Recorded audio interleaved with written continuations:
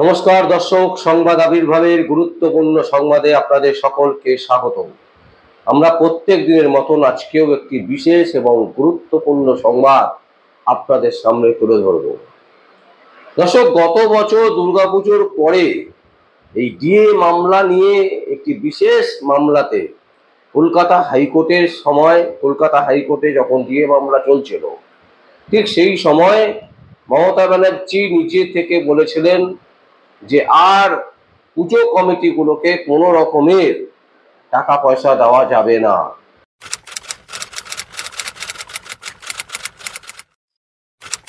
কারণ প্রতি বছরই দুর্গাপুজো কমিটিগুলোকে যেভাবে সাহায্য করছেন মমতা ব্যানার্জি, মিথ্যে আশ্বাস দিয়ে বাংলার মানুষকে যেভাবে তিনি টুপি পরাচ্ছেন, তাতে প্রত্যেক বছরই জনস্বার্থ মামলা হচ্ছে। আর সেই জনস্বার্থ মামলাকে নিয়ে কেন্দ্র করে বিভিন্ন রকমের কথোপকথন হচ্ছে। তিনি বলছেন যে আমি এই পুজো কমিটিগুলোকে টাকা দেব এবং সেই টাকা আমার রাজ্য সরকারের ফান্ড থেকে দেব, এবং প্রত্যেক বছর তিনি দিয়ে যাচ্ছেন। সেই টাকা 25,000 টাকা থেকে বাড়তে বাড়তে এই বছরে সেটা 85,000 টাকায় গিয়ে দাঁড়িয়েছে। গত বছর 70,000 টাকা করে দিয়েছিল পুজো কমিটিগুলোকে, এই বছর 85,000 টাকা করে দেওয়ার ঘোষণা করেছেন মুখ্যমন্ত্রী মমতা ব্যানার্জি। তিনি দিয়ে দিতে পারছেন না, তাতে কিচ্ছু যায় আসে না। রাজ্য সরকারের কর্মচারীদের প্রাপ্য টাকা তিনি দেবেন না, চুরি করবেন, আর সেই টাকা দিয়ে উৎসবের নামে মৎসব করবেন এবং পুজো কমিটিগুলোকে টাকা দিয়ে তিনি পুজো কমিটির লোকেদেরকে পোষার চেষ্টা করছেন। দর্শক, আমরা লোকসভা নির্বাচনের আগে একটি বিশেষ সংবাদে আমরা দেখিয়েছিলাম যে মমতা ব্যানার্জি কিভাবে বিভিন্ন ভোট ব্যাংকগুলোকে ধরে রেখেছেন। একটা ভোট ব্যাংক, সেটা হচ্ছে মুসলিম সম্প্রদায়ের মানুষ, তারা মমতা ব্যানার্জির থেকে মুখ ফেরাচ্ছেন না। তার কারণ মমতা ব্যানার্জি তাদেরকে সুন্দরভাবে টুপি পরিয়ে রেখে দিয়েছেন। কারণ যেভাবে মুসলিমদের আনুগত্য দেখান মমতা ব্যানার্জি, তাতে মুসলিমরা মনে করছেন, মুসলিম সম্প্রদায়ের মানুষরা মনে করেন যে মমতা ব্যানার্জি তাদেরই লোক। এরকম বহু সমাবেশে দেখা গেছে মমতা ব্যানার্জিকে তারা বাঘিনী বলে চিহ্নিত করছে। ঠিক উল্টো দিকে হিন্দু ধর্মের যে সনাতনী ধর্মের যে দুর্গাপুজো, এই দুর্গাপুজোকে নিয়েও কিন্তু মমতা ব্যানার্জির একটা বড় তরফের তাস প্রতি বছর তিনি খেলেন। গত বছর তিনি স্বীকার করেছিলেন, গত বছর তিনি বলেছিলেন যে পুজো কমিটিগুলোকে আর টাকা দেওয়া যাবে না, কিন্তু এই বছরে তিনি আবার দেওয়ার কথা ঘোষণা করলেন এবং সেই টাকা দেবেন। কেউ আটকাতে পারবে না, কারণ এই পশ্চিমবঙ্গে মমতা ব্যানার্জির কথাই শেষ কথা। সেখানে আইন কি বলছে, আইনের ঊর্ধ্বে তিনি। সুপ্রিম কোর্ট হোক, কলকাতা হাইকোর্ট হোক, তাতে কিচ্ছু যায় আসে না। জনস্বার্থ মামলা যদি 1000 জন করে, তাতেও তিনি এই টাকা দেবেন, এটা একেবারে পরিষ্কার। এখানেই প্রশ্ন হচ্ছে যে ডিএ প্রাপ্য টাকা তিনি কেন দিচ্ছেন না। কারণ তিনি জানেন সরকারি কর্মচারী টোটাল পশ্চিমবঙ্গে যতজন আছে, টোটাল ভোটারের 10%ও নেই সরকারি কর্মচারী। 9%-এর মতন লোক যারা সরকারি চাকরি করে, এবং সেই ভোটটা যদি মমতা ব্যানার্জির দিকে নাও আসে, তাতে কিচ্ছু যায় আসে না, কিচ্ছু যায় আসে না। কারণ তিনি হিন্দু ধর্মের যে দুর্গা উৎসব, দুর্গাপুজো, এই দুর্গাপুজোকে কেন্দ্র করে তিনি যেভাবে তরফের তাস খেলে রেখেছেন, তাতে পুজো কমিটির যদি প্রত্যেকটা ক্লাবের 100 জন করে লোক আমরা ধরি, যারা ক্লাবের একনিষ্ঠ পরিশ্রম করেন, যারা দিন রাত পরিশ্রম করে দুর্গাপুজোকে সাধারণ মানুষের সামনে তুলে ধরার চেষ্টা করেন, এই রকম প্রতিটা পুজো কমিটির 100টা করে মেম্বার নিশ্চয়ই আছে। এবং এই 100টা করে মেম্বার যদি হয়, 43,000 ক্লাবকে মাননীয় মুখ্যমন্ত্রী মমতা ব্যানার্জি টাকা দেওয়ার কথা ঘোষণা করেছেন। 43,000 ক্লাবে, প্রত্যেকটা ক্লাবের 100 জন করে মেম্বার যদি হয়, তাহলে 43 লক্ষ লোককে তিনি রীতিমতো কিনে ফেলছেন এই ক্লাবগুলোকে চাঁদা দিয়ে। 70,000 টাকা থেকে 85,000 টাকা, দর্শক কম নয়। 70,000 টাকা গত বছর ছিল, এই বছরে 85,000 টাকা, মানে 15,000 টাকা তিনি বাড়িয়ে দিলেন। পার্সেন্টেজের হিসেব যদি দেখেন তাহলে দেখবেন যে অনেকটাই তিনি লাভ দিয়ে তিনি বাড়িয়ে দিচ্ছেন। তার কারণ কি? তার কারণ হচ্ছে এই ক্লাবগুলোকে যদি হাতে রাখা যায় তাহলে 43 লক্ষ লোক তার পকেটে থাকলো, এবং এই 43 লক্ষ লোকের যারা মেম্বার তাদের প্রত্যেকেরই বেশিরভাগেরই ফ্যামিলি আছে। প্রতিটা ফ্যামিলিতে যদি আমরা 4 জন করে লোক ধরি তাহলে 43 লক্ষ ইন্টু 4 হিসেব করে দেখুন দর্শক যে মমতা ব্যানার্জির তরফের তাসটা কোথায় খেলে রেখেছেন।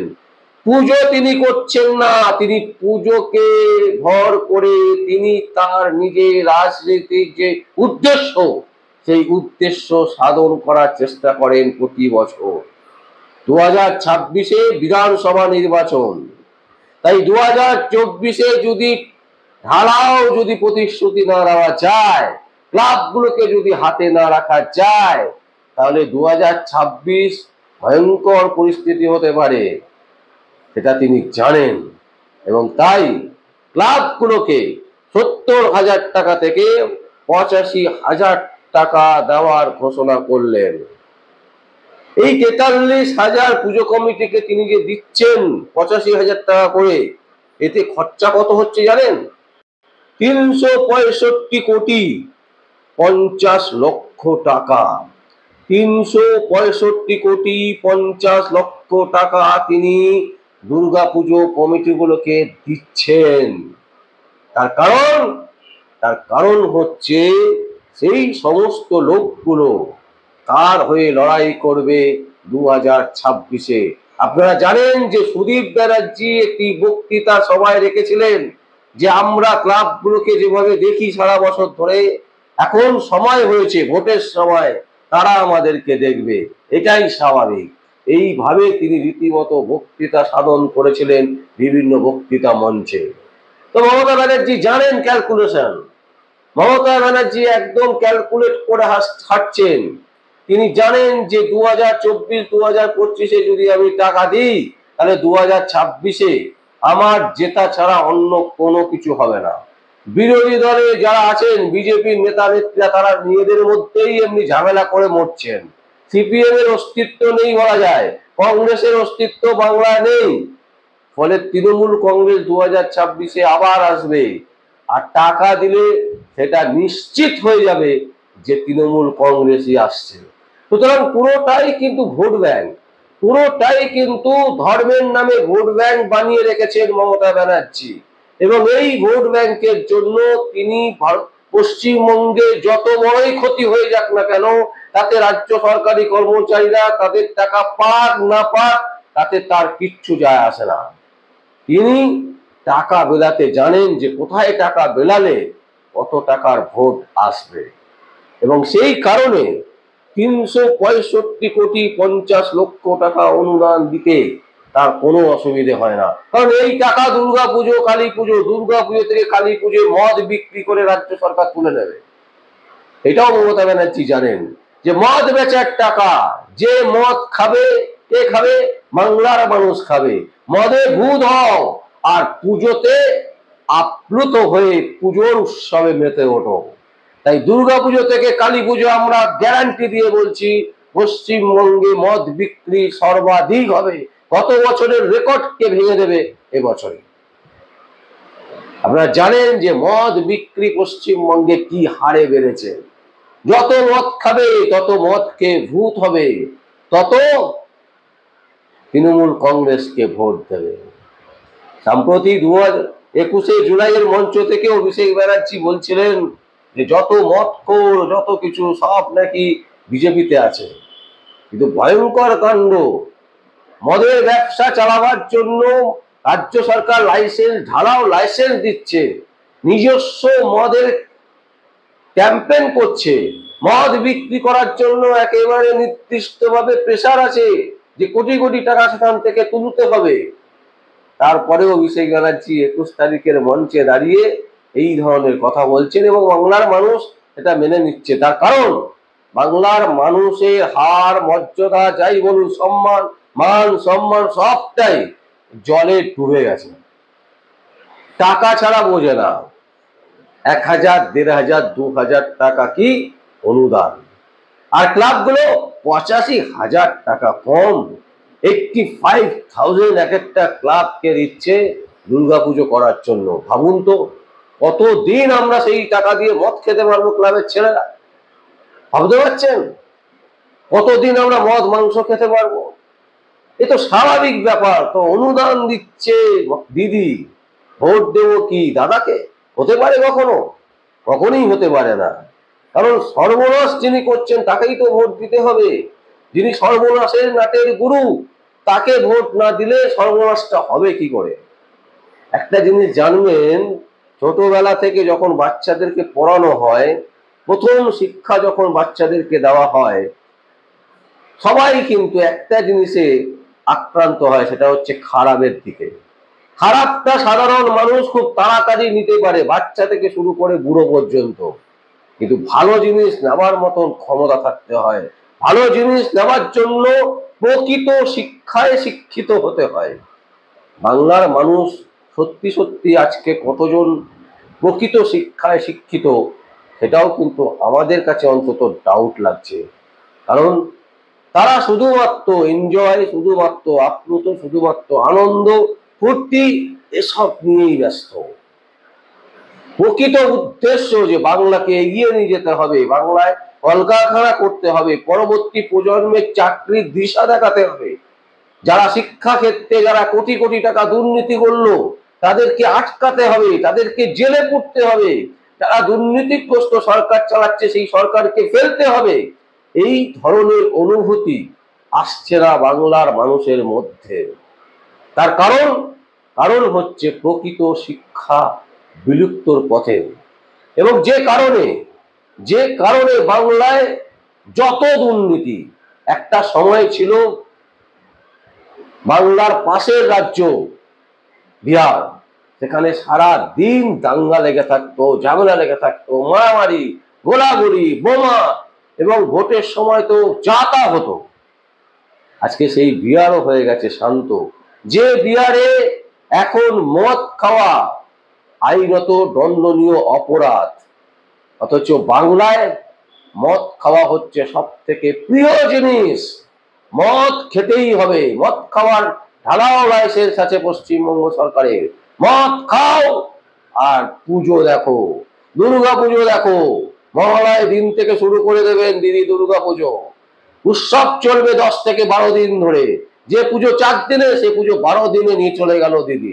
কারণ মানুষকে উৎসবে মুখরিত করে রাখো, নেশাদ করে রাখো, নেশায় আচ্ছন্ন করে রাখো। মদ খাইয়ে দুর্গা পুজো, কালী পুজো, লক্ষ্মী পুজো, দুনিয়ার যে পুজো, সেই পুজোকে এমন ভাবে ব্যবহার করো যাতে ক্লাবগুলো আচ্ছন্ন হয়ে থাকে দিদিতে। এবং 2026 পুনরায় ভোট দাও দিদিকে। দর্শক, আমরা গ্যারান্টি দিয়ে বলতে পারি, বিরোধী পক্ষ যদি শক্তভাবে এই জিনিসগুলোকে ফাইট করতে না পারে, বিরোধী যারা আছে তারা যদি এখনো পর্যন্ত সংঘবদ্ধ না হতে পারে, তাহলে 2026-এ এই ক্লাবগুলোই মমতা ব্যানার্জিকে জিতিয়ে আনবে ভোটে। এবং 100% আমরা চ্যালেঞ্জ করে বলছি, যারা এই 85,000 টাকার যে সমস্ত ক্লাবরা নিচ্ছে, এই 43,000 ক্লাব, এই 43,000 ক্লাবই তৃণমূল কংগ্রেসকে জিতিয়ে আনবে 2026-এ। সেখানে না বিজেপি, না নির্দল, না সিপিএম, না কংগ্রেস কেউ পাঙ্গা নিতে পারবে না। কারণ এটা স্বাভাবিক ব্যাপার। টাকা দিচ্ছে তৃণমূল, ভোট দেবো বিজেপিকে, এটা কখনো হতে পারে? বা ভোট দেবো কংগ্রেসকে, এটা হতে পারে? রাজ্যের কত বড় ক্ষতি হচ্ছে, এই ক্লাবগুলো কিন্তু একবারও সেদিকে তাকিয়ে দেখছে না। এবং আমরা স্পষ্ট বলছি, যারা এই সরকারি টাকা নিয়ে পুজো করছেন তারা কিন্তু কম টাকার চাঁদা তোলেন না। এই 85,000 টাকার জন্য তাদের পুজো বন্ধ হয়ে যাবে, এটা কিন্তু নয়। কারণ এই 85,000 টাকা যখন পেতেন না, তখনও কিন্তু এনারা দুর্গাপুজো করতেন এবং বহাল তবিয়তে যথেষ্ট ভালো দুর্গাপুজো হতো। কিন্তু আজ এই টাকাগুলো পেয়ে শুধুমাত্র উৎসব মহোৎসব মদ খাওয়া এইগুলো করে বাংলার যে রাজনীতির যে প্রেক্ষাপট, সেই প্রেক্ষাপটকে নষ্ট করে বাংলাকে কিভাবে একেবারে নিচের দিকে নিয়ে যাওয়া যায় তার যে পরিকল্পনা, সেই পরিকল্পনার সার্থক রূপ এই ক্লাবগুলোকে দিয়ে মমতা ব্যানার্জি তার উদ্দেশ্য সাধন করছেন। আর এটা সম্ভব হচ্ছে, তার কারণ হচ্ছে প্রকৃত শিক্ষিত মানুষের সংখ্যা পশ্চিমবঙ্গে দিন দিন কমে যাচ্ছে, লুপ্তপ্রায় হয়ে যাচ্ছে। এবং সেই কারণেই কিন্তু এই ধরনের ঘোষণা এবং এই ধরনের টাকা নিয়ে তৎসুক করা, রাজ্যের সাধারণ মানুষের ট্যাক্সের টাকা দিয়ে ফুর্তি করা, এটা সম্পূর্ণভাবে নিন্দনীয়। শুধু নয়, সম্পূর্ণভাবে বেআইনি। আমরা জানি আইনিভাবে তিনি স্বীকৃতি পাবেন, আইনিভাবে সুপ্রিম কোর্ট তাকে স্বীকৃতি দেবে, কারণ টাকাটা সুপ্রিম কোর্ট দেয় না, টাকাটা কলকাতা হাইকোর্ট দেয় না, টাকাটা সুপ্রিম কোর্টের বিচারপতির পকেট থেকে বেরোয় না, টাকাটা সুপ্রিম কোর্টের বিচারপতি থেকে শুরু করে হাইকোর্টের বিচারপতিদের কাছ থেকে বেরোয় না। এই টাকাগুলো সম্পূর্ণ বাংলার সাধারণ মানুষের খেটে খাওয়ার ট্যাক্সের টাকা, এবং সেই টাকা দিয়ে এইভাবে উৎসব ফুর্তি করবে, তাতে অনুদান দেবে, তাতে সিলমোহর দেবে সুপ্রিম কোর্ট, কলকাতা হাইকোর্ট।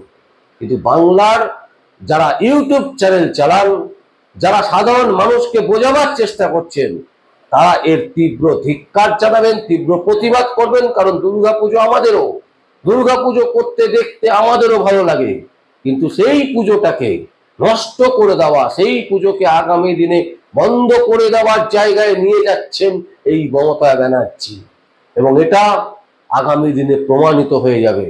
এবং সেই সংবাদই দর্শক আমরা আপনাদের সামনে তুলে ধরলাম, যেটা আগামী দিনে ভয়ঙ্কর পরিস্থিতির দিকে যাচ্ছে বাংলা, এবং সেই বাংলাকে কিন্তু কেউ বাঁচাতে পারবে না। এবং যে সমস্ত ক্লাব এই বাংলাকে ধ্বংস করার জায়গায় মেতে উঠেছে, তারাও কিন্তু সেই সময় বাঁচতে পারবেন না। কারণ কালিদাসের নাম আপনারা শুনেছেন, যে যে গাছে তিনি বসে আছেন সেই গাছের ডালেই তিনি গাছ কাটছেন। ঠিক সেই রকম পরিস্থিতি কিন্তু পশ্চিমবঙ্গে তৈরি হচ্ছে, যে রাজ্যকে বাঁচিয়ে আমরা এগিয়ে নিয়ে যাব, যে রাজ্যের উন্নয়ন করব, যে রাজ্যের উন্নয়নের দিশা দেখাবো আমরা, তা না করে সেই রাজ্যে বসে আমরাই রাজ্যটাকে নষ্ট করার যে বিধান, নষ্ট করার যে মহিমা, সেই মহিমাতে মেতে উঠেছি। এবং এই নষ্ট হওয়াটা অবশ্যম্ভাবী, এবং এটা হতেই হবে। দর্শক, আমাদের আর কিছু বলার নেই, আমরা আপনাদের সামনে শুধুমাত্র তুলে ধরবো আমাদের সংবাদ। আপনারা দেখুন না দেখুন, প্রতিটা মুহূর্তে প্রতিটা ক্ষেত্রে যেটা সাদা সেটাকে সাদা, যেটা কালো সেটাকে কালো বলতে আমরা ভয় পাই না, এবং সেটাই আমরা বলবো, যেটা সত্য সেটা সাদা, এটা হোয়াইট। আমাদের আর কিছু বলার নেই। দর্শক, আপনাদের যদি কোনো বক্তব্য থাকে বা কমেন্ট থাকে, অবশ্যই আপনারা কমেন্ট বক্সে কমেন্ট করবেন। আর দেখতে থাকুন পরবর্তী সংবাদ আবির্ভাবে। আমার নাম বিশ্বজিৎ পাল, সংবাদ আবির্ভাবের জন্য।